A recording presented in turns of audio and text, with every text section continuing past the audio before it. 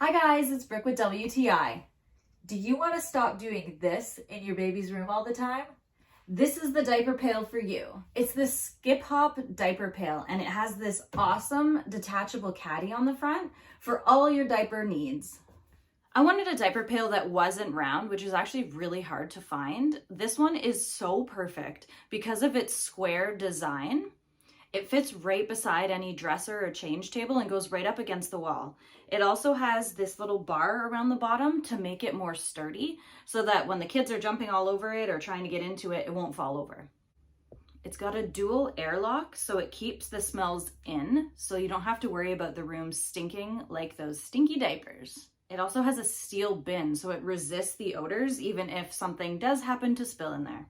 You don't have to get specific bags just for this diaper pail. It is universal. You can use any sort. I like to use kitchen white bags just because they fit in it perfectly. It also has a child-proof lock on the top so that the kids can't get into it by just pushing on it.